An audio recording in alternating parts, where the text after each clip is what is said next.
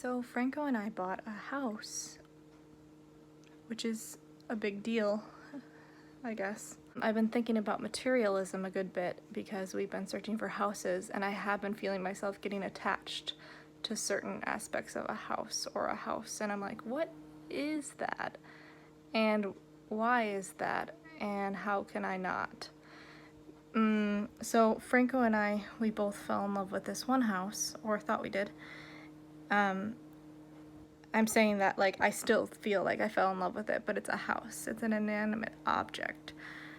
And I understand that it's material, and material things can't bring us lasting happiness. They can bring us temporary comfort or bliss or whatever else, but it also, on the contrary, feels like a very big decision and purchase because it's kind of like choosing your fate. Your future is going to shift a bit because of the neighbors you have, because of the pathways you take to work. Just very minor things will change your future days without you realizing it.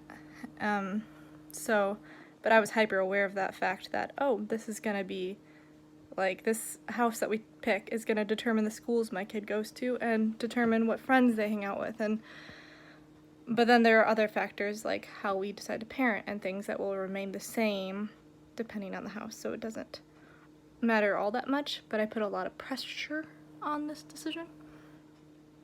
And we fell in love with this house, and someone else put an offer in on it, and we ended up losing out on the house. And I went through this like very, very low funk period, wishing that we had gotten that house and longing for it and imagining futures there, like different future memories that never existed and won't exist.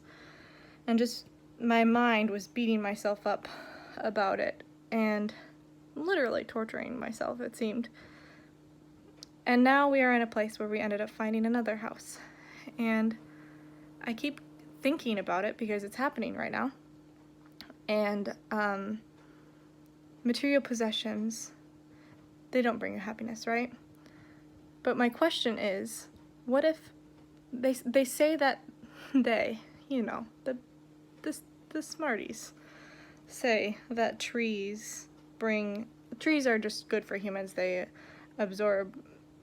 give out oxygen, which we need, and they absorb toxic things. Very technical term. Trees are good for the human. They're good for them emotionally, physically. It's scientifically, it's good to have trees around. And it's also good, it's proven to be good for your mental health to be out in nature. And there are many trees in the backyard of the house that we are buying. And I wonder, I guess if we had bought a different house, you could still choose to go to the park. But I also wonder if having the trees and having access to the trees in the backyard and everything affect your mood. And then that's not material happiness then, is it? Because I'm associating the nature with this house. But I'm still, you can't get attached to an idea because we could lose the house at some point, let's say. You can find another house with trees and live a happy life. But I guess saying that where you live doesn't matter at all, or I guess I'm arguing with myself right now. Because material possessions don't matter, right?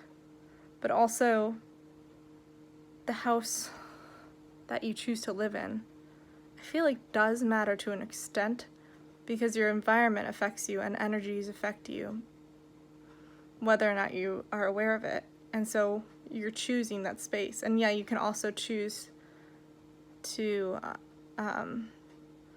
be grateful with what you have, no matter what it is. But if it's something that's easier to enjoy, I don't know. I'm just thinking out loud here. What do you guys think? I know that tree, I don't own those trees. Well, technically I do. But trees are everybody's. Trees are trees. House is house. Am I sounding like a loony? So I've just been thinking about that. The material world. And also, like, having enough space to where you can have your own space. That can bring you some clarity, mental clarity and happiness, and allow you to grow. It's kind of like the whole thing, like, privileged people can maybe more quickly access their growth, self-growth, or confidence, because it's an easier backdrop. They're an easier starting point.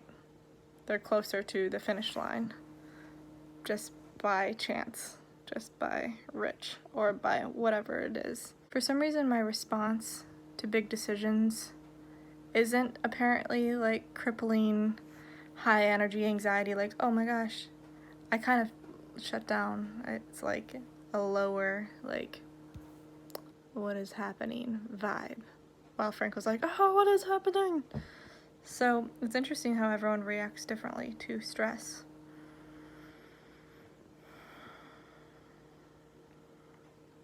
It's also interesting how big decisions feel like you should be a certain way. Like, it feels like you should, like, you always picture, or not always, but you may picture your engagement.